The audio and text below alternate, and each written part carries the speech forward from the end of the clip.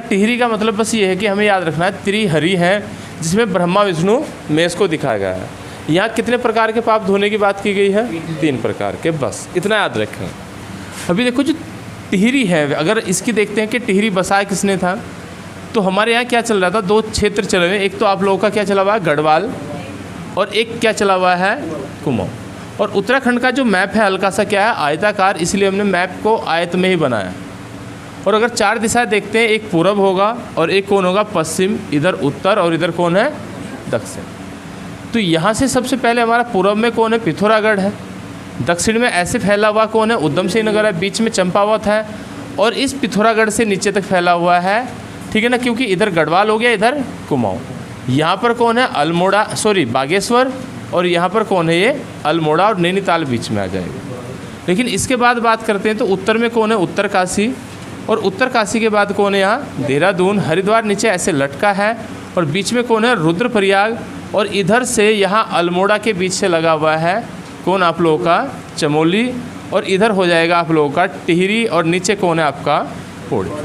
तो उत्तराखंड की कुछ आकृति ऐसी है, कुछ यानी कि हम ये कह सकते हैं कि जो उत्तराखंड है हमारा, सबसे पहली कंडीशन ये कि हम बात कर रहे थे कि टिहरी है, तो उत्तराखंड की स्थिति कुछ ऐसी है ना, क्योंकि अगर इसकी भौगोलिक संरचना में देखते हैं तो टिहरी कौन है? टिहरी ये है।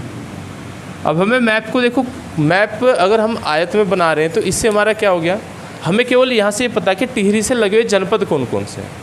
तो अभी अगर आप लोगों से टिहरी से पूछता है तो टिहरी से लगे हुए जनपद कौन है? 1, 2, 3 और 1, 4। हरिद्वार नहीं लगता, क्योंकि जो ये हिस्सा लगता है ऋषिकेश से। ऋषिकेश के बाद कौन आता है? इधर पौड़ी है और इधर कौन है?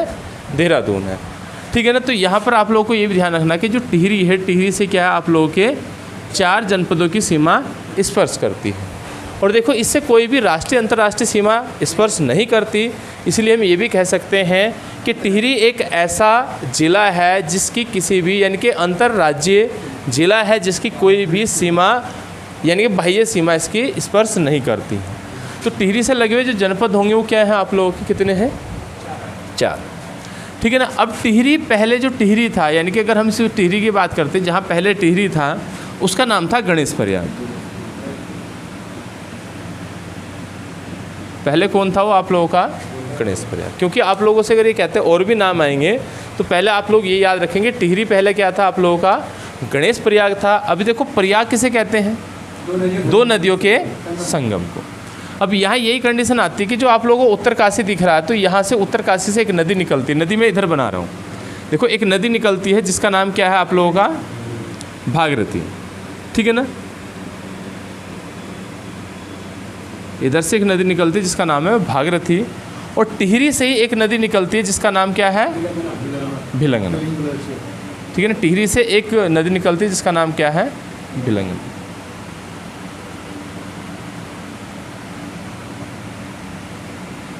तो जो भिलंगना है और भागीरथी है, इसके बाद फिर से भागीरथी है, क्योंकि यहाँ पर जाके इसमें फिर एक और नदी मिलेगी जिसका नाम है अलकनंदा, और अलकनंदा के बाद ही क्या बनेगी? गंगा। अभी देखो अगर हम क्या कर रहे हैं टिहरी को ये देखते हैं तो अलकनंदा जो है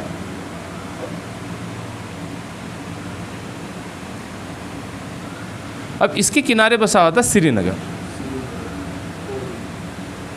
अब श्रीनगर हम इसलिए जा रहे हैं क्योंकि अगर हम इसके इतिहास की बात करते हैं थोड़ी देर के लिए, तो टिहरी क्या था? पहले गणेश प्रयाग था। अब गणेश प्रयाग का मतलब ये है कि देखो 2 नदियों का संगम प्रयाग कहते हैं, जहाँ 2 नदियाँ मिलती हैं। तो ऐसे पूछ सकता है कि जो टिहरी था इसलिए कह रहे हैं क्योंकि वर्तमान टिहरी बैरोडी में है, अभी टिहरी नहीं है। यहाँ पर कौन है आप लोगों का?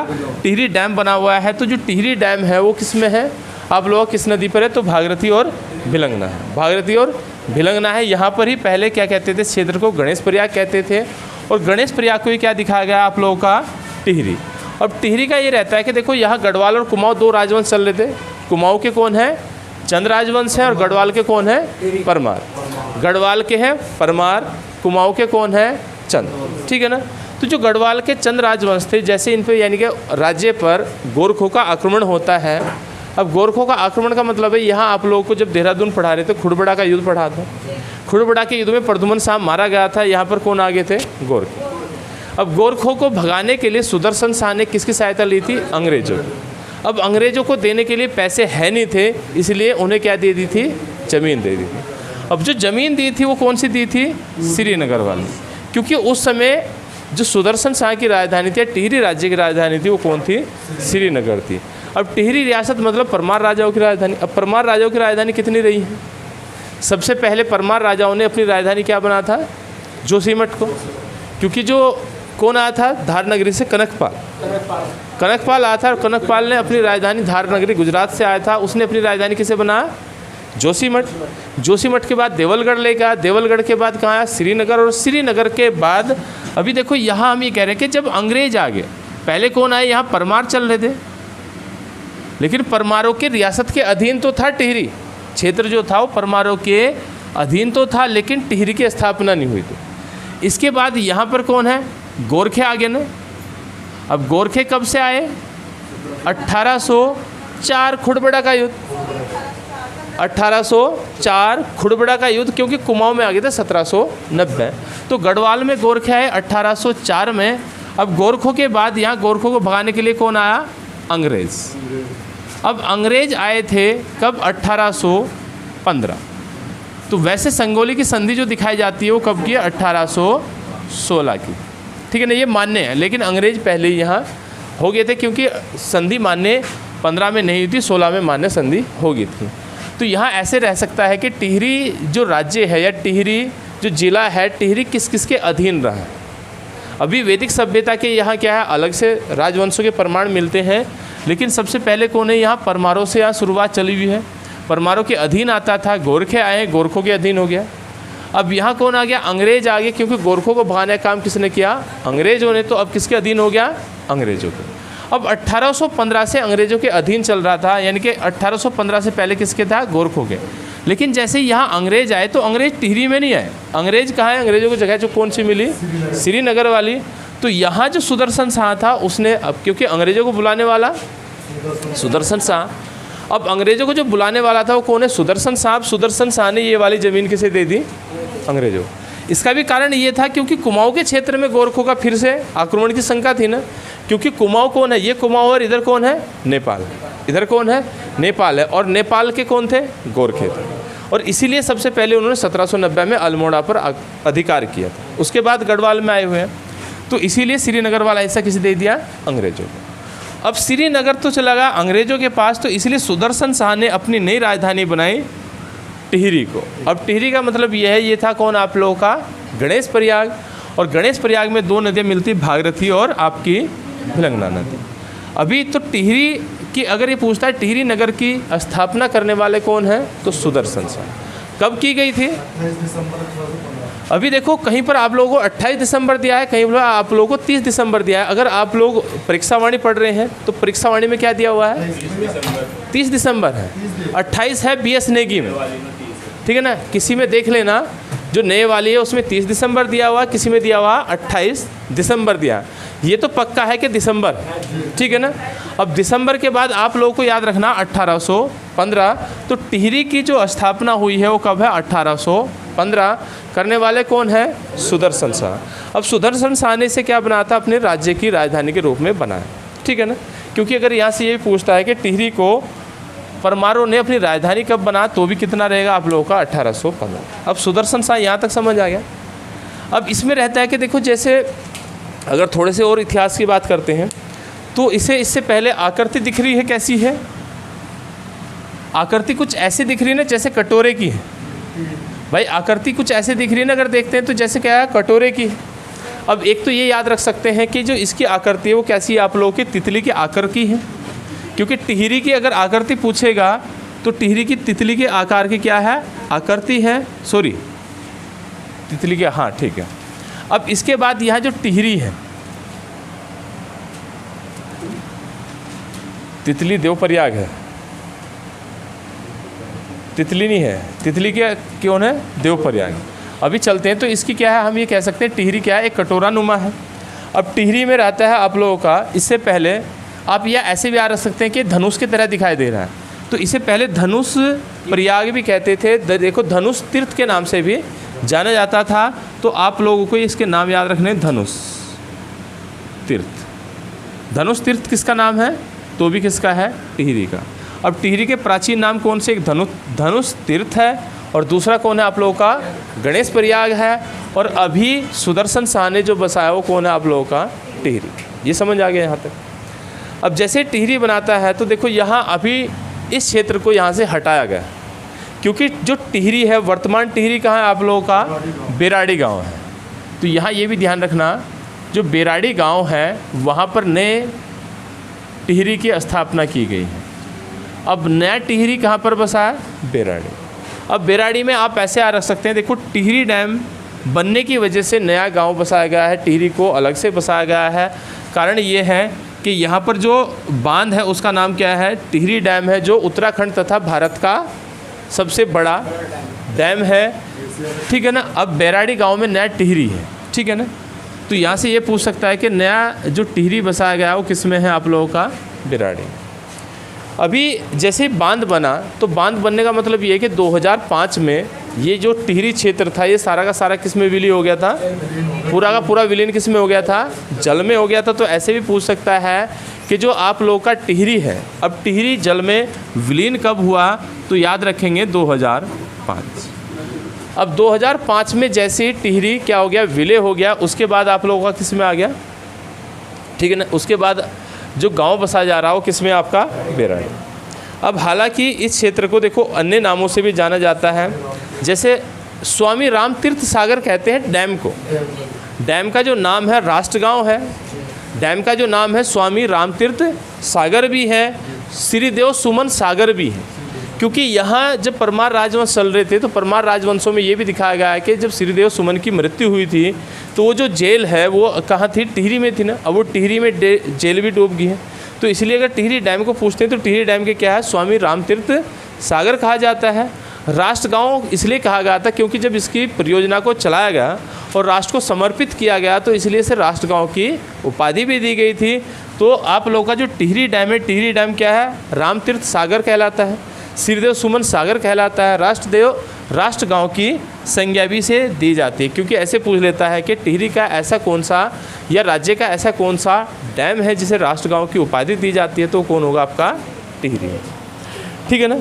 अब हालांकि देखो यहाँ अभी हम लोग पढ़ रहे हैं कि टिहरी में दो नदियों का संगम है, एक भागीरथी है और एक कौन है आप लोगों की, भिलंगना। एक भागीरथी है और एक भिलंगना है।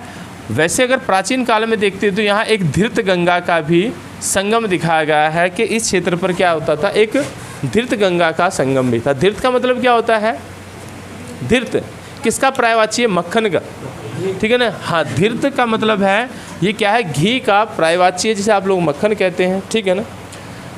अब इसके बाद देखो आप ऐसे याद रख सकते हैं, टिहरी को थोड़ा सा यहाँ से देख रहे थे, ये समझ आ गया। लेकिन जैसे टिहरी डैम बन रहा था तो एक व्यक्ति थे जिनका नाम था सुंदरलाल बहुगुणा। वो इस डैम का विरोध कर रहे थे। कारण क्या था, हाँ देखो राज्य से 3 भ्रंश रेखा होकर गुजरती है। भ्रंश का मतलब होता है क्षेत्र के, यानी कि किसी भी क्षेत्र के नीचे गहरा स्थान, ठीक है ना। और राज्य से 3 भ्रंश रेखा होकर गुजरती है, जिसमें मुख्य भ्रंश रेखा जो है वो टिहरी डैम से होकर गुजरती है। इसीलिए पर्यावरणविद जो हमारे सुंदरलाल बहुगुणा थे वो इसका विरोध कर रहे थे। देखो विरोध को आप ऐसे रख सकते हैं, जो भ्रंश होती है, भ्रंश क्या है, पृथ्वी के अंदर खोखला, पृथ्वी के अंदर खोखला स्थान है, क्योंकि भविष्य में अगर बैठता है वो क्षेत्र बैठ जाता है, भूकंप आते हैं उसकी वजह से बैठ जाता है तो बांध टूट जाएगा। तो इसीलिए अगर पर्यावरण को देखते हुए विरोध हो रहा था किसका, आप लोगों का, टिहरी डैम का। क्योंकि यहाँ से ये पूछा जाता है टिहरी डैम का विरोध करने वाले कौन थे, तो सुंदरलाल बहुगुणा, ठीक है ना, सुंदरलाल बहुगुणा थे। अब हम जो भ्रंश रेखा बात कर रहे थे, तो ये जो क्षेत्र है यहाँ पर एक गर्भ जोन नाम की गुफा भी है। देखो आप लोगों से ये पूछा जाता है कि जो गर्भ जोन है, गुफा है, वो कहाँ स्थित है, तो यहाँ एक गुफा है जिसका नाम क्या है, आपकी गर्भ जोन है। अभी देखो गर्भ का मतलब होता है, जैसे आप ये कहते हैं भाई पृथ्वी के गर्भ में, ठीक है ना, जोन का मतलब क्षेत्र है। अभी पृथ्वी के गर्भ में यहाँ कौन है, एक छिद्र है ना, जो अभी तक फटा तो है नहीं, हमें ये पता है कि नीचे कौन है, भ्रंश है। तो आप ऐसे भी याद रख सकते हैं क्योंकि गर्भ जोन की श्रेणी में आता था। हालांकि इसका जो पर्यावरणविद थे वो कर रहे थे किसके, के भ्रंश रेखा होकर गुजरती। भ्रंश को आप ऐसे पढ़ लो कि पृथ्वी के गर्भ में क्या है, एक छेद है ना, नीचे की ओर क्या है, छेद है, इसलिए विरोध था, तो गर्भ जोन याद रह जाएगा। क्योंकि यहाँ से ये पूछेगा कि गर्भ जोन गुफा कहाँ स्थित है। अब वो भी तो क्या है, गुफा ही है ना, तो आप याद रख सकते हैं गर्भजोन गुफा किसकी है आप लोगों की, देवप्रयाग, सॉरी टिहरी की है, टिहरी में भी कौन है आप लोगों का, ठीक है ना। चलो इसके बाद एक क्या है यहाँ पर एक और याद रखें, देखो गर्भजोन है, यह हम ही कह सकते हैं जो मुख्य सेंट्रल रेखा है, जो मुख्य सेंट्रल यानी कि जो आप लोगों की भ्रंश रेखा है, ठीक है ना, वो सबसे लंबी है ना, क्योंकि सेंट्रल इसलिए कहते हैं क्योंकि सबसे लंबी, ऐसे याद रख लो। और कैसे फैली है, जैसे नाग फैले रहते हैं ना, तो यहाँ पर एक क्षेत्र और भी है जिसका नाम है, एक कुंड है जिसका नाम है नागकुंड, क्योंकि राज्य में वैसे देखते हैं तो नागों के सबसे प्रमाण किसमें मिलते हैं, पिथौरागढ़ में, लेकिन आप लोगों से अगर ये पूछा जाता है नागकुंड कहाँ स्थित है, देखो इसके साथ कितने याद हो गए, सबसे पहले दो नदियाँ मिल रही हैं भागीरथी और भिलंगना, तो कौन हो गया, गणेश प्रयाग, ठीक है ना। वर्तमान में इसे टिहरी कहा जाता है। अब टिहरी का मतलब है यहाँ पर एक क्या है आप लोगों का गर्भजोन गुफा है और एक आप लोगों क्या है नागकुंड भी है, तो नागकुंड हो गया, गर्भजोन हो गया, धनुष तीर्थ भी इसे कहा जाता था, ठीक है ना। अब बसाने वाले कौन है, सुदर्शन साहब, बसाने वाले कौन है आप लोगों का, सुदर्शन साहब। अब देखते हैं थोड़ी देर के लिए इसकी भौगोलिक संरचना। अब देखो भौगोलिक संरचना को अगर देखें, ये तो एक खाका तैयार हो गया, यहाँ तक समझ आ रहा है। इसके बाद टिहरी को अगर हम देख रहे हैं तो लगे हुए जनपदों की संख्या कितनी है, 4 है। अब पहला देहरादून है, उसके बाद उत्तरकाशी है, उसके बाद रुद्रप्रयाग है और उसके बाद पौड़ी। तो अगर आप लोगों से ये पूछा जाता है टिहरी के पूर्व में कौन है, टिहरी के पूर्व में कौन है, तो टिहरी के पूर्व में है आप लोगों का पौड़ी और आप लोगों का रुद्रप्रयाग। उत्तर में कौन है, क्योंकि उत्तर में तो उत्तरकाशी है, उत्तर में कौन है, उत्तरकाशी है, तो पूर्व में तो पश्चिम में कौन है, अब पश्चिम दक्षिण फैला है देहरादून, पश्चिम दक्षिण फैला हुआ है देहरादून, ठीक है ना। अब यहाँ देहरादून को हम ये कह सकते हैं, देखो पहली कंडीशन हमने कहा था कि जो टिहरी है, टिहरी नगर किसके आकार का दिखाई देता है, सबसे पहले हम ये कहते हैं धनुष के आकार का है, तो इसलिए आप धनुष तीर्थ भी से कह सकते हैं। एक और रहता है, देखो यहाँ इसकी विशेषता है, क्योंकि अगर टिहरी को देखते हैं इसका क्या है क्षेत्रफल, टिहरी का क्षेत्रफल कितना है 3642, तो टिहरी का क्षेत्रफल भी याद रखें कितना है आप लोगों का 3642 वर्ग किलोमीटर है, ये क्या है टिहरी का क्षेत्रफल, ठीक है ना। हाँ, और हम बात जो कर रहे थे तितली के आकार की, तो तितली के आकार का ये दिखाई देगा, क्योंकि अगर आप लोग बीच में देखते हैं ऐसे निकाल देते हैं ना तितली को भी, भाई तितली को ऐसे निकाल देंगे तो टिहरी को तितली के आकार का भी दिखाया गया। तो टिहरी की जो आकृति वो कैसी है, तितली के आकार की है। और हम ये कह सकते हैं, देखो धनुष में बाण भी तो ऐसे ही लगता है ना, धनुष में बाण भी ऐसे ही लगता है और तितली में भी ऐसे ही निकला रहता है ना, मुंह आगे को बाकी पीछे को रहता है ऐसा, तो तितली के आकार की है, धनुष के आकार की, तो इसके आधार पर धनुष तीर्थ याद रख सकते हैं। आकार कैसा है, तितली के आकार का है, ठीक है ना। अभी आंतरिक जिला है, ये हमने पहले ही इसमें पढ़ लिया था। चलो खैर, अब बात कर रहे हैं जो हमारी नदी है, यहाँ तक समझ आ रहा था। तो जो भिलंगना नदी है, यानी कि दो नदी है ना यहाँ, एक का नाम है अलकनंदा, दूसरी का नाम कौन है, भिलंगना। तो भागीरथी और भिलंगना के संगम पर कौन है आप लोगों का, ठीक है। अब ये जो भागीरथी नदी है, इसकी सहायक नदियाँ कौन सी हैं, सॉरी भिलंगना की, भागीरथी की इधर बताना, फिर भिलंगना की इधर। हाँ, इसमें आप लोगों को ये बताया था ना, इसमें आप लोग क्या बताया था कि रुद्र आ जाके मिल भिलंगना से। अब भिलंगना के बाद स्टार्ट हो रहा था ना रुद्र आ जाके मिल, क्योंकि रुद्र गंगा, जाड़ गंगा, ठीक है ना, केदार गंगा वो किसकी है, असी गंगा, वो मिलू गंगा किसकी है, सारी की सारी भागीरथी की है। लेकिन तब तक कौन चल रहा है, उत्तरकाशी। अब जैसे ही टिहरी में आते थे तो यहाँ कौन मिल गए, भिलंगना। और भिलंगना में कहा था ना जाके मिल किससे, भिलंगना से, दुख धर्म बोल। तो यहाँ हमने कहा था भाई याद रखने थे दुख धर्म बोल, ये लिखा था ना, क्योंकि हमने कहा था कि रुद्र आ जाके मिल, रुद्र ए जाके मिल किससे, अब यहाँ थी भिलंगना, किससे मिलना था,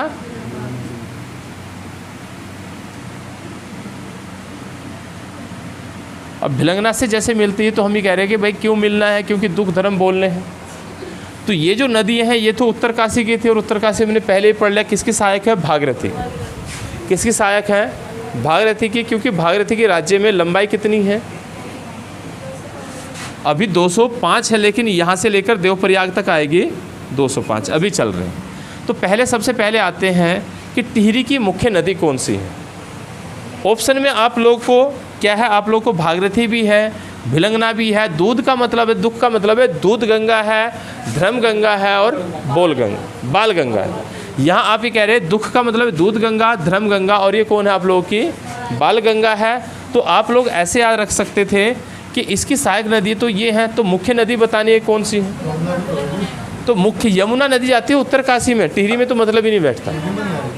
टिहरी क्षेत्र आता था, टिहरी रियासत के अधीन आता था, रवाई क्षेत्र टिहरी क्षेत्र के अधीन आता था। मैंने क्या कहा, टिहरी राजाओं के अधीन आता था वो क्षेत्र, ना कि टिहरी जनपद में, ठीक है ना। तो अभी आप लोग ये याद रख रहे हैं, क्योंकि देखो ये उत्तरकाशी ने और यमुना निकलते यहाँ से निकल के राज्य से बाहर चले जाते। इधर से तो रुद्रप्रयाग लग रहा है, इधर कौन है, टिहरी है, तो गंगा तो निकल के यहाँ भागीरथी निकल के आ रही है टिहरी में। तो यहाँ आप लोगों को क्या हो गया कि इसकी सहायक नदी कौन है, मुख्य नदी तो रहेगी भागीरथी की। भागीरथी इसलिए रहेगी क्योंकि देखो मिलने के बाद भी भिलंगना से इसका अस्तित्व नहीं बदलता है, और जिसका अस्तित्व नहीं बदलेगा वो मुख्य नदी रहेगी ना। तो मुख्य नदी तो कौन रहेगी, भागीरथी। उसके बाद भागीरथी को सबसे अधिक जल देने वाली कौन है, भिलंगना है। और भिलंगना की जो सहायक नदियां हैं उसमें दूध गंगा, धर्म गंगा और आपका बाल गंगा, ठीक है ना। अब ये क्या है, 3 इसकी सहायक नदियाँ। और इस क्षेत्र में मेद गंगा, इस क्षेत्र में जो बनता है उसे क्या कहते हैं, बूढ़ा केदार। बूढ़ा केदार, वैसे केदारनाथ भगवान का जो मंदिर है वो रुद्रप्रयाग में है, लेकिन अगर बूढ़ा केदार पूछा जाता है तो किस में है, टिहरी में। और टिहरी में भी क्या है आप लोगों का, क्योंकि देखो यहाँ एक क्षेत्र पड़ता है घनसाली। अगर हम इनके प्रयाग की बात करते हैं तो एक क्षेत्र क्या है आप लोगों का, घनसाली है। अब घनसाली को टिहरी का पर्यटन क्षेत्र बताया जाता है, टिहरी का पर्यटन क्षेत्र है भी। तो यहाँ घनसाली क्या है, घनसाली 2 नदियों के संगम पर है, एक आपकी कौन है, भिलंगना, और एक आपकी बाल गंगा। तो यहाँ से आप ये भी आ सकते हैं कि भिलंगना प्लस बाल गंगा के संगम पर कौन है आप लोगों का, घनसाली, ठीक है ना। अभी दूसरी बात कर रहे थे राज्य में, यानी कि जो जिला है, जिले में नदी एक तो भागीरथी बह रही है, भागीरथी उत्तरकाशी के गोमुख ग्लेशियर से निकल रही है। तो भिलंगना कहाँ से निकल रही है, खतलिंग ग्लेशियर से निकल रही है, ठीक है ना। तो खतलिंग ग्लेशियर भी किसका होगा आप लोगों का, टिहरी का है।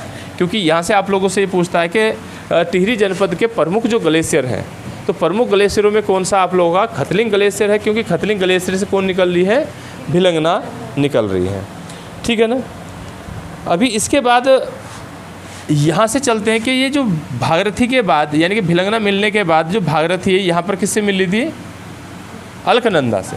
अब अलकनंदा 195 किलोमीटर बह के आई है चमोली के संतोपत ताल से, और 195 किलोमीटर बहने के बाद ये कितनी है, 205। अब भागीरथी जो नदी है वो गोमुख ग्लेशियर से लेकर देवप्रयाग तक 205 किलोमीटर बह के आती है।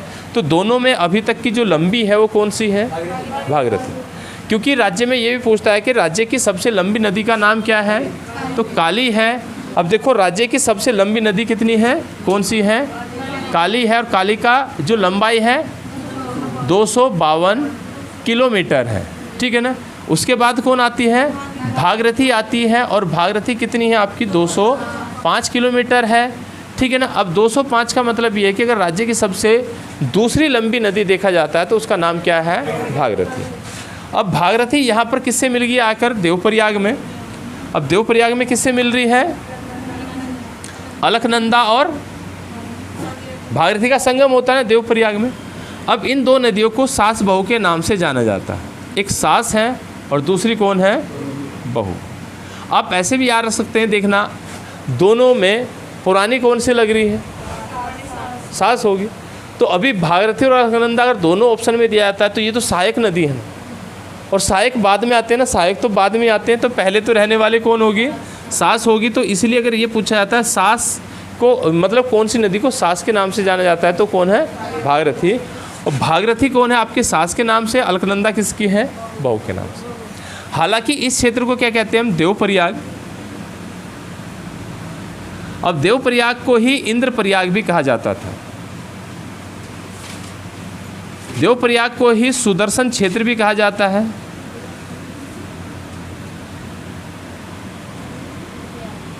ठीक है ना। राम तीर्थ भी कहा जाता है। देखो वहाँ क्या था, जो आप लोगों का स्वामी रामतीर्थ सागर, उसका किसका नाम है? टिहरी का। लेकिन यहाँ टिहरी का नाम क्या है? स्वामी रामतीर्थ सागर है, तो इसीलिए रामतीर्थ आप लोग का टिहरी लिखेंगे। ये हालांकि टिहरी का ही क्षेत्र है, ये है किसका?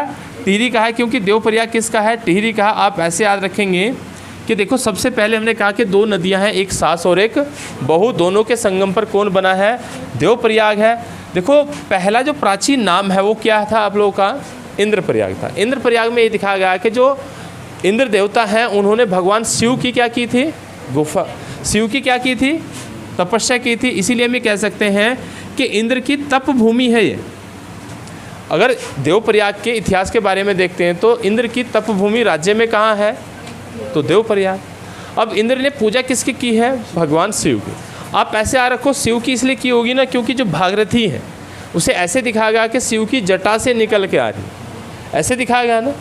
तो अभी यहाँ हम ये कह रहे हैं कि इंद्रप्रयाग में अब इंद्र को बारिश वाला देवता मानते हैं, पानी की ज़रूरत रहती है। तो यहाँ जब पानी की ज़रूरत होगी तो ऐसे याद रख सकते हैं कि भाई तपस्या किसने की है? इंद्र ने। किसकी कर रहा है? शिव की। इसीलिए शिव ने अपनी मतलब भागीरथी को अपने जोड़े में बिठा कर दिखा हुआ ना। तो यहाँ से याद रख सकते हैं तप क्या किसने?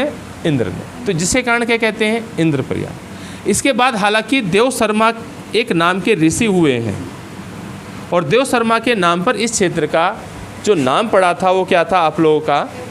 देवप्रयाग था। अब देवप्रयाग में सबसे पहले अगर बात करते हैं देवप्रयाग की, तो जो आपका टिहरी है, टिहरी का ये क्या है आप लोगों का? तहसील और विकास खंड है। क्योंकि आप लोगों को ये भी पूछ लेता है कि देवप्रयाग वर्तमान में क्या है? तहसील भी है और क्या है आप लोगों का? विकास खंड भी है। तो देवप्रयाग में यहाँ सबसे पहली कंडीशन क्या है कि देवप्रयाग में दो नदी मिलती है, एक का नाम सास है और एक का नाम क्या है? बहू है। अलकनंदा 195 किलोमीटर चल के आ रही है अभी तक, और भागीरथी कितनी है? 205 किलोमीटर बन के आ रही है। इसके बाद इस नदी को कहा जाता है गंगा। इसके बाद क्या है? इस नदी को क्या कहते हैं? गंगा। तो आप लोगों से ये पूछा जाता है कि गंगा किसके संगम से बनती है? तो गंगा किसके संगम से? भागीरथी और अलकनंदा। ठीक है ना। अब अलकनंदा से मिलने के बाद हालांकि गंगा की जो लंबाई है राज्य में कितनी है? 96 किलोमीटर है। अभी आप ऐसे आ रखते हैं कि गंगा का पानी छन के आता है ना, भाई शुद्ध इसीलिए कहते हैं क्योंकि छन के आता है और छना हुआ पानी ही शुद्ध माना जाता है। तो छन के आएगा तो 96 किलोमीटर गंगा की लंबाई है राज्य में। काली की 205 थी जो सबसे लंबी थी, उसके बाद भागीरथी थी 205, अलकनंदा है 195, उसके बाद गंगा जो चल रही है ये कितनी है आप लोगों की? 96 किलोमीटर की। ठीक है ना। अभी यहाँ हम बात कर रहे थे कि इस क्षेत्र पे क्या है? देव शर्मा के नाम पर देवप्रयाग पड़ा है। इंद्र ने तपस्या की है तो क्या पड़ गया? इंद्रप्रयाग। अभी ऐसे भी आ रह सकते हैं, देखो यहाँ कौन थे? तपस्या किसी कर रहे थे? जबकि भगवान शिव भी यही हैं। क्यों? शतशृंगी पट्टी यही दिखाई जाती है कि जो सीता जो धरती में समाई थी वो क्षेत्र भी यहीं पर पड़ता है। तो यहाँ पर दो गुफा और हैं, यानी कि इसके साथ आप याद रख सकते हैं इंद्रप्रयाग के। एक तो आपकी शंकर गुफा है, हाँ, और एक आपकी कौन है? देखो यहाँ पर दो गुफाएं, एक आपकी शंकर गुफा और एक आपकी शिव गुफा होगी। हाँ ठीक है, शिव कुंड है।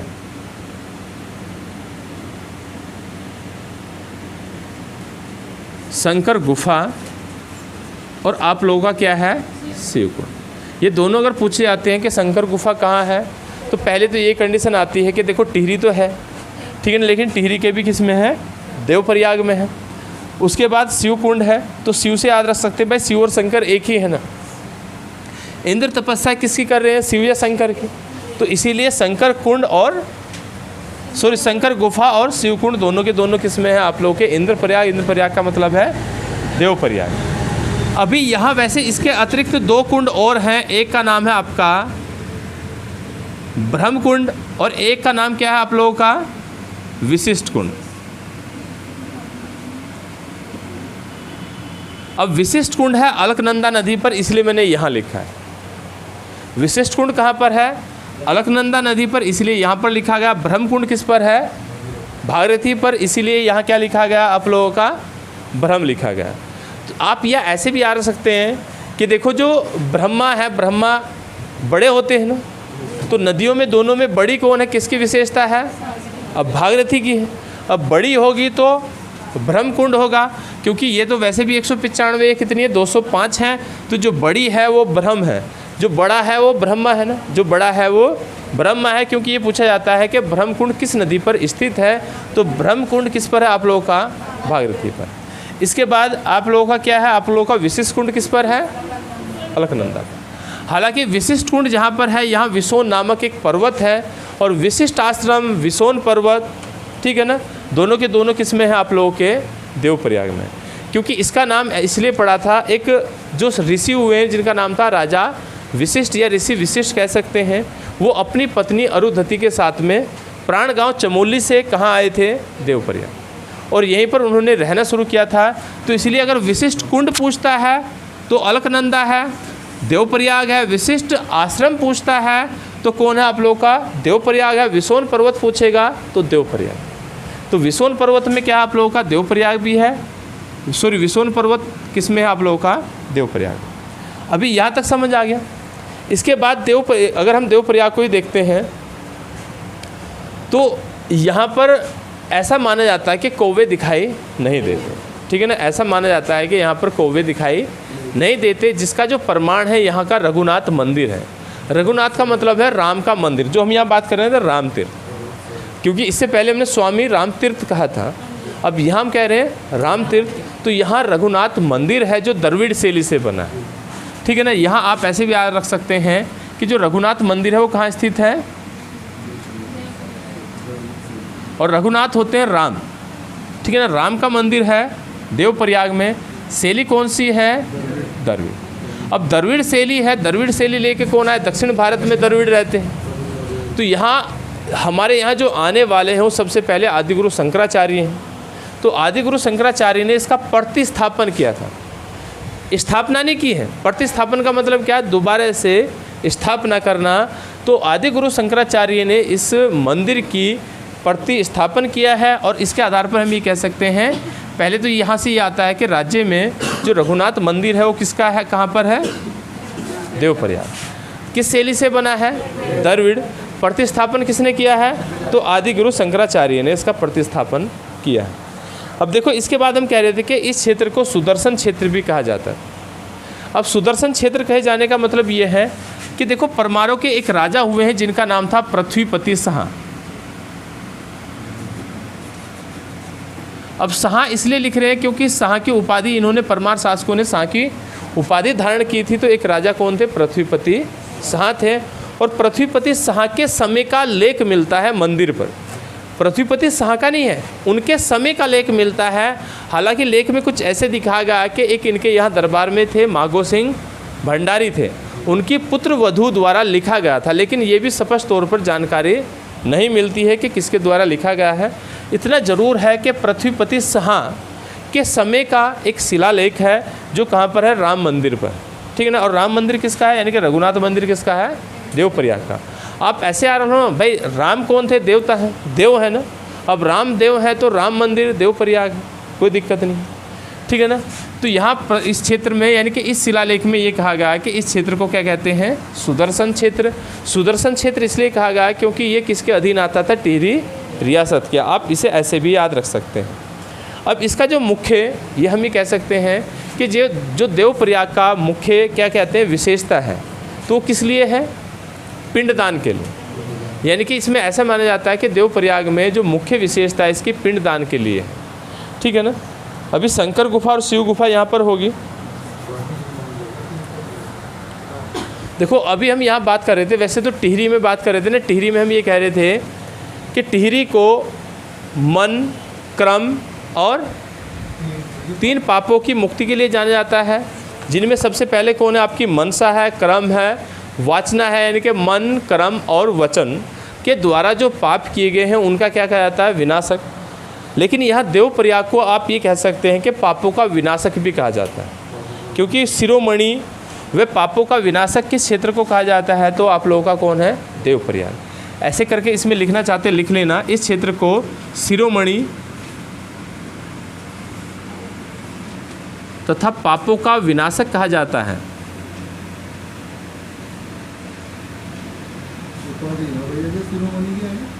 हाँ, वैसे तो उपाधि होती है शिरोमणि की, लेकिन अभी हम केवल देवप्रयाग को बात कर रहे हैं। ठीक है ना, क्योंकि किस क्षेत्र को शिरोमणि या पापों का विनाशक कहा जाता है, तो देवप्रयाग। आप ऐसे याद रख रहे हैं ना भाई, पिंडदान क्यों करते हैं? पापों से मुक्ति के लिए ना।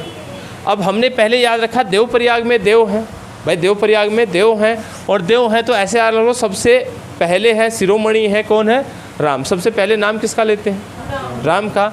तो आप ऐसे याद रख सकते हैं कि शिरोमणि कौन है? राम है। राम मंदिर कौन है आप लोगों का? रघुनाथ मंदिर देवप्रयाग का है। पापों का हमने कहा पिंडदान करते हैं, तो पिंडदान जहाँ करेंगे वहाँ पापों का विनाश तो होगा ही होगा, तो इसलिए पापों का विनाशक भी देवप्रयाग है, शिरोमणि भी कौन है आप लोगों का? देवप्रयाग है, ठीक है ना। अभी यहाँ पर एक पर्यटन क्षेत्र भी है जिसे तीन धारा कहते हैं। एक पर्यटन क्षेत्र है जिसे क्या कहते हैं हम? तीन धारा कहते हैं। अब तीन धारा को आप ऐसे याद रख सकते हैं, तीन धारा, क्योंकि पहले तो ये पूछेगा तीन धारा कहाँ स्थित है, तो तीन धारा को आप ऐसे याद रखेंगे किसका? देवप्रयाग का। अब देखो देवप्रयाग में हम ऐसे देख रहे हैं, एक धारा, दो धारा, तीसरी बन गई ना। खाली याद रखने का तरीका है भाई, एक धारा किसकी थी? सास की थी, भागीरथी की थी। दूसरी धारा अलकनंदा की। तीसरी धारा अब गंगा बन के बहेगी। तो अगर ये पूछता है तीन धारा पर्यटन क्षेत्र किसका है, तो तीन धारा भी किसका आप लोगों का? देवप्रयाग का है, ठीक है ना, क्योंकि हमने यहाँ तीन धारा किसका मान लिया है। चलो इसके बाद अगर हम बात करते हैं, देखो नरेंद्र नगर, सॉरी हम इससे बात कर रहे थे किसकी? देवप्रयाग की। तहसील भी है और क्या है आप लोगों का? विकास खंड भी है। सॉरी विधानसभा क्षेत्र है, विकास खंड नहीं है, तहसील। और क्योंकि अगर मैं यहाँ बात करता हूँ विधानसभा क्षेत्र कितने हैं टिहरी के, कोई बताएगा कितने हैं? देखो टिहरी के विधानसभा क्षेत्र हैं आप लोग के 6। टिहरी के विधानसभा क्षेत्र कितने हैं? 6।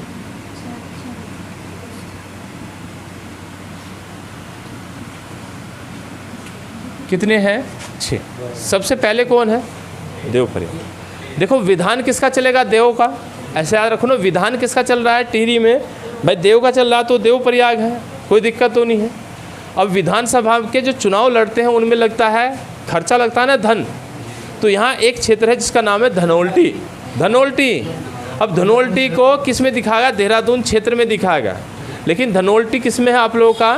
टिहरी में है। तो आप ऐसे याद रखो, सबसे पहला देव है तो देवप्रयाग होगा। उसके बाद धन वाले चुनाव लड़ सकते हैं तो धनोल्टी होगा। उसके बाद आप लोगों का देखो, जिसका अधिक प्रताप होगा ना, लोग उसे तो वोट देंगे ना, क्योंकि तो यहाँ कौन है आप लोगों का? प्रताप नगर है। और उसके बाद कौन है? नरेंद्र नगर है। टिहरी अपने आप में है ही है। देखो उसके बाद आप लोगों का क्या है? एक घनसाली। और घनसाली किसके तट पे दिखाता है अभी? बालगंगा और भिलंगना के। तो यहाँ पर अगर आप लोगों से पूछा जाता है कि जो विधानसभा क्षेत्र हैं टिहरी के वो कितने हैं? 6 हैं, जिनमें आप लोगों का सबसे पहले देवप्रयाग है। उसके बाद आप लोगों का कौन है? धनोल्टी है, धन वाले चुनाव लड़ेंगे। उसके बाद जिसका प्रताप होगा तो प्रताप शाह है, ठीक है ना, प्रताप नगर है। और प्रताप नगर है, उसके बाद नरेंद्र नगर है, और उसके बाद टिहरी अपना राज्य है ही था। उसके बाद घनसाली है, और उसके बाद 6 पूरे हो जाते हैं, ठीक है ना। जबकि इसमें आप लोगों की जो तहसील हैं उनकी संख्या कितनी है? 12 है। क्योंकि अगर ये पूछता है कि टिहरी में तहसील कितनी है, तो तहसील कितनी है आप लोगों की? 12 है। विकास खंड कितने हैं? 6 तो कौन है आप लोगों का? विधानसभा क्षेत्र है। तो यहाँ जो विकास खंड है वो कितने हैं? 9।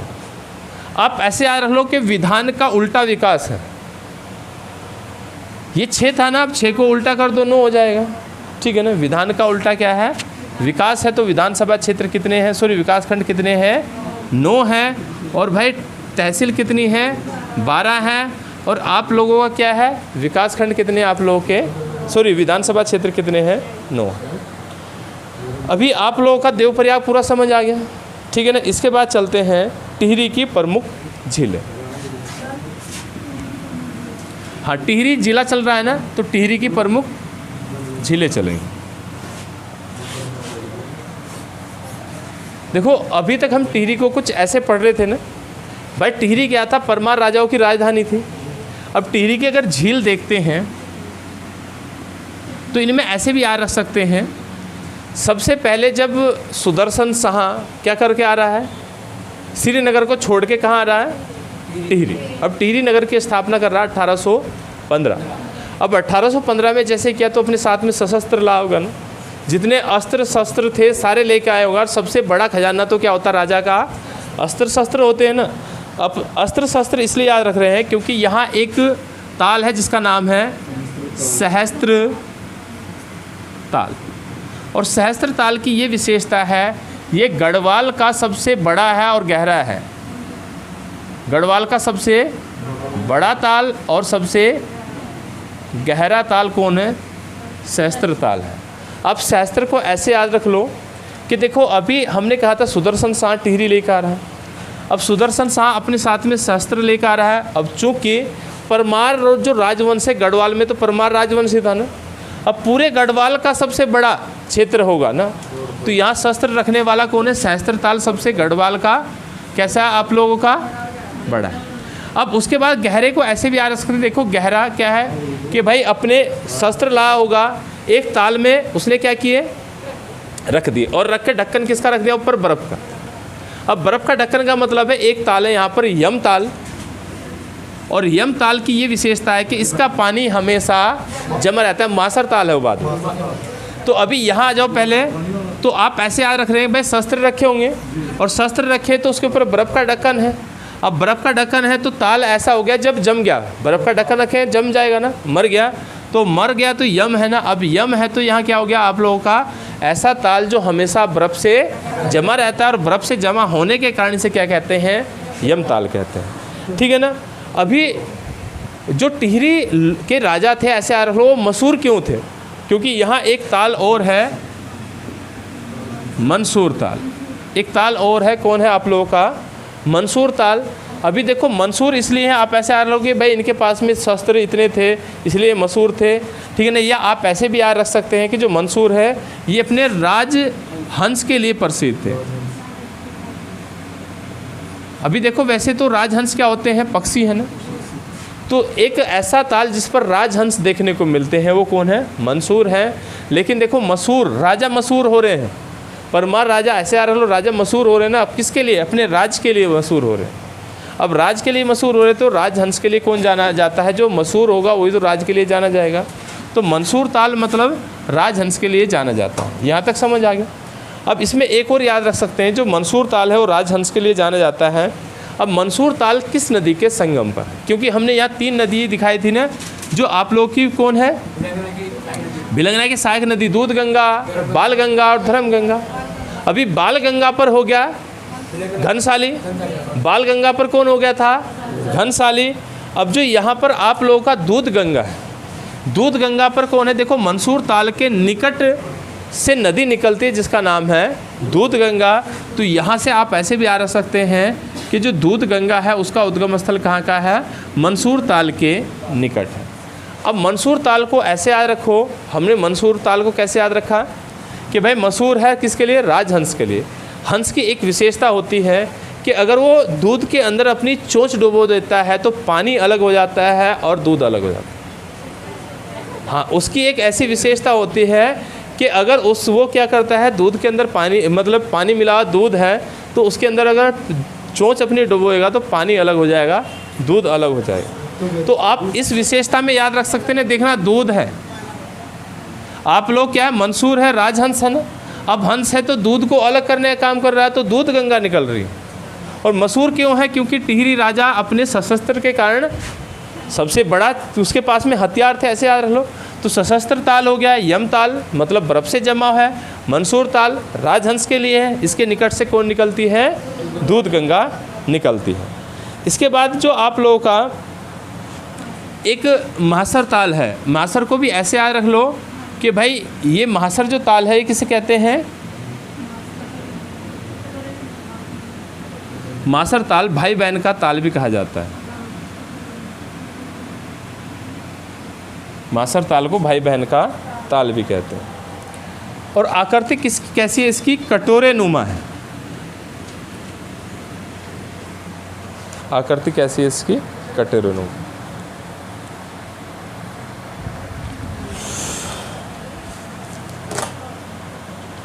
हो गया। इसके बाद यहाँ का आता है टिहरी में ही दूसरा ताल भी है जिसका नाम क्या है? वासुकी ताल। नेक्स्ट में आएगा वासुकी ताल। अब वासुकी ताल को ऐसे भी याद रख सकते हैं कि इसका पानी कैसा है? लाल है। इसका पानी कैसा होगा? लाल होगा। और नीले रंग के कमल खिलते हैं। कमल तो खैर नीले के ही होते हैं, इसलिए आप ऐसे यार लोग कि इसमें क्या है, नीले कमल पाए जाते हैं। और इसका पानी कैसा है आप लोगों का? लाल। ठीक है। अभी कोई बता सकता है राज्य में परियों का देश कहाँ है? नहीं, अप्सरा ताल तो ये कह रहे राज्य में परियों का देश किसे कहा जाता है? हाँ, टिहरी का क्षेत्र बता नहीं, आप जाके यूट्यूब पे सर्च करना परियों का देश, लिखा हुआ आएगा। उत्तराखंड नहीं, उत्तराखंड सरकार ने टिहरी के एक क्षेत्र को क्या किया गया है, उसका नाम ही पूरा दे दिया है कि परियों का देश है। उस क्षेत्र का देख लेना, मिल जाएगा, आज पहले देख लियो, कोई दिक्कत नहीं है। देखो यहाँ हम परियों से याद रख रहे थे, यहाँ पर एक ताल है जिसका नाम है अछरी ताल।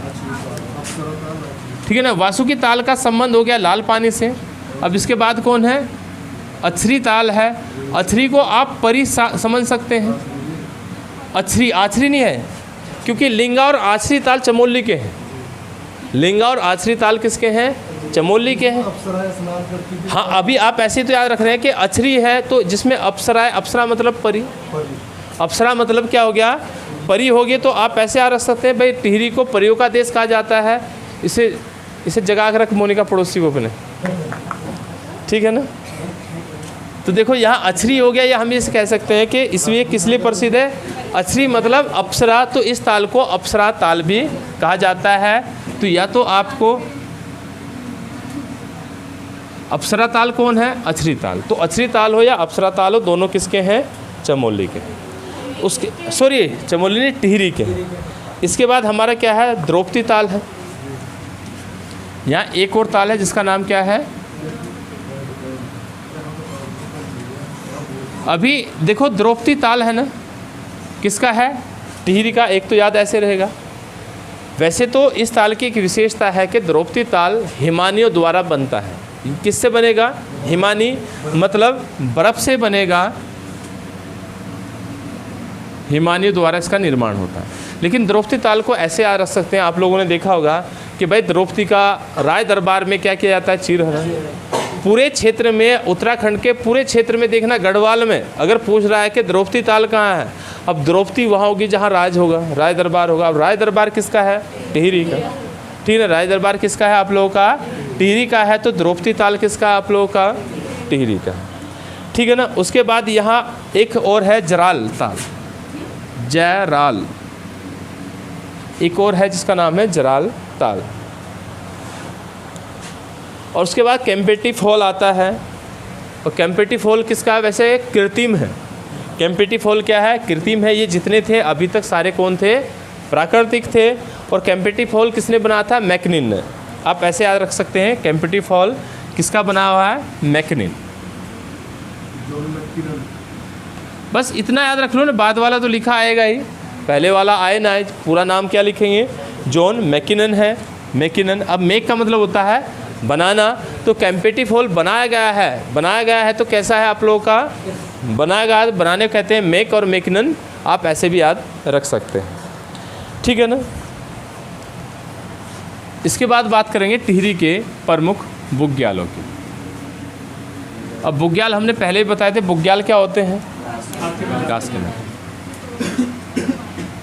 बुग्याल होते हैं शीतोष्ण घास के मैदान होते हैं।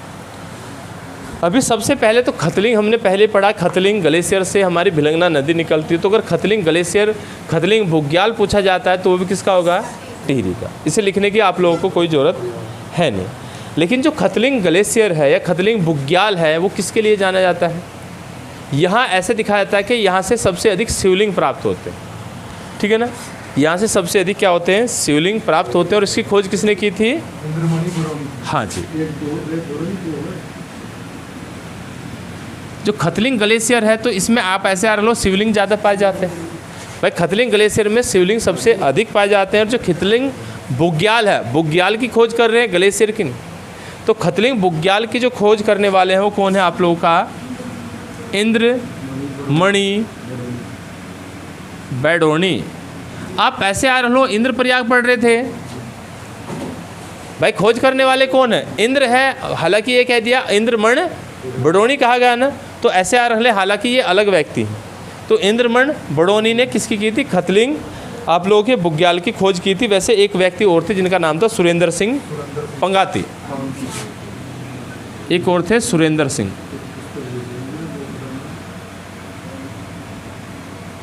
पंगाती, ठीक है ना। तो देखो यहाँ ऐसे आ रख सकते हैं खतलिंग ग्लेशियर, सॉरी खतलिंग आप लोगों का बुग्याल की खोज किसने की थी, इंद्रमण बडोनी है और सुरेंद्र सिंह पंगाती, ठीक है ना। उसके बाद आप लोगों का क्या है, इसमें आता है एक खरसाली बुग्याल है। बुग्याल का ही दूसरा नाम क्या है, खरसाली। दूसरा बुग्याल है आप लोगों का खरसाली। उसके बाद है कोटली,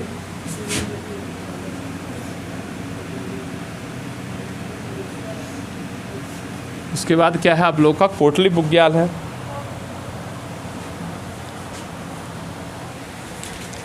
देखो ऐसे याद रख रहे थे, सबसे पहले हमने याद रखा था कि भाई अगर ग्लेशियरों में बुग्याल में आते हैं तो कौन है, खतलिंग। खतलिंग की खोज इंद्रमण बडोनी या सुरेंद्र सिंह पंगाती। उसके बाद खरसाली है। अब उसके बाद क्या है, कोटली। कोटली को ऐसे याद रखो, अभी आप लोगों ने कटोरे नुमा कुछ पढ़ा था, क्योंकि मतलब तो हमारा टिहरी से ही है ना भाई, मतलब किससे, हमारा टिहरी से है। तो कोट, या तो आप कोट को दुर्ग याद रख लो। कोट क्या होते थे, छोटे छोटे दुर्ग होते थे ना। अब राजाओं का जो दरबार है वो भी किस कोट में लगता था, टिहरी में। तो टिहरी किला था, अब टिहरी किला था तो कोटली किसका है, आप लोगों का टिहरी का है, ठीक है ना। उसके बाद आता है आपका जोराई, जोराई बुग्याल। अब जिसमें जोर होंगे वही तो रहेगा। अब टिहरी के राजा सुदर्शन शाह, ठीक है ना। अभी क्या है, जोर थे जब जाके टिहरी में जाके रह लिया, ऐसे याद रख लो, या ऐसे याद रख लो भाई, जोर किस में होते हैं, राजाओं में। और राजा कहाँ रहते थे, गढ़वाल में, टिहरी में, सीधी सीधी बात है ना। तो जोराई किसका है, टिहरी का है, जोराई। अभी देखो जोराई टिहरी का है, जोराई फूलों की घाटी भी है। एक तो केवल रहता है फूलों की घाटी, वो चमोली की है, लेकिन अगर जोराई फूलों की घाटी लिखते हैं, पूरा नाम है जोराई फूलों की घाटी, तो किसका है, टिहरी का। खाली फूलों की घाटी लिखेंगे तो किसका होगा, चमोली का। और जोराई फूलों की घाटी लिखेंगे तो किसका होगा, टिहरी का। इसके बाद यहाँ एक आपका पंवाली कांडा है, पनवाली कांठा,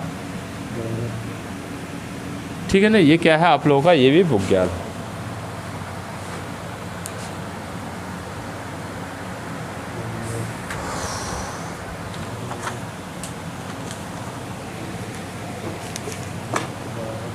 हो गया, चलो देखो अब बात करते हैं टिहरी के जो खनिज पदार्थ हैं। टिहरी में खनिज पदार्थ कौन कौन से आते हैं, यूरेनियम के अवशेष मिले हैं, पूरी तरीके से निकाले जाते नहीं है, संकेत मिलते हैं, यूरेनियम यहाँ से मिलता है। आप ऐसे याद रख सकते हैं कि यहाँ से निकलेगा क्या, यहाँ से वो निकलेगा जो देहरादून में निकलता है, क्योंकि देहरादून से लगाना हमने कहा था, ये किससे लगा है, देहरादून से। अब देहरादून से लगाया, शिवालिक श्रेणी का नीचे वाला हिस्सा का किसका है, शिवालिक श्रेणी का है। तो इसमें देखो देहरादून में मिलता था चूना पत्थर, चूने पत्थर का रूपांतरित होकर क्या बनता है, संगमरमर।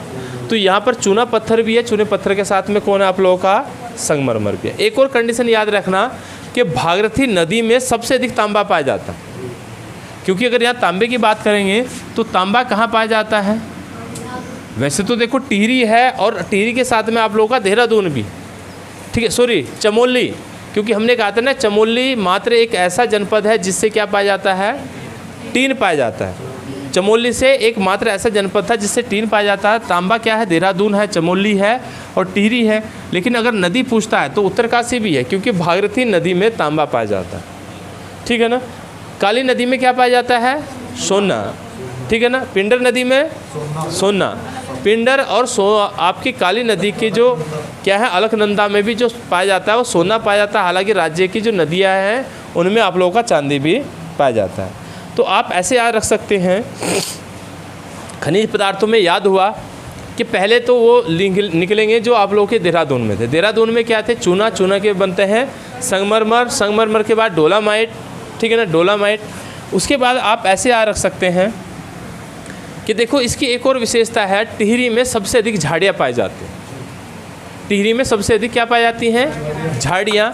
अब झाड़ियों को ऐसे याद रख सकते हैं कि सबसे अधिक वर्षा जहाँ होगी वहाँ सबसे अधिक पेड़ पौधे होंगे। और राज्य की सबसे अधिक वर्षा होती है नरेंद्र नगर में, राज्य की सबसे अधिक वर्षा नरेंद्र नगर में होती है, इसलिए आप ऐसे आ रख सकते हैं कि राज्य में सबसे अधिक जो झाड़ी पाई जाती है वो किस में पाई जाएंगी?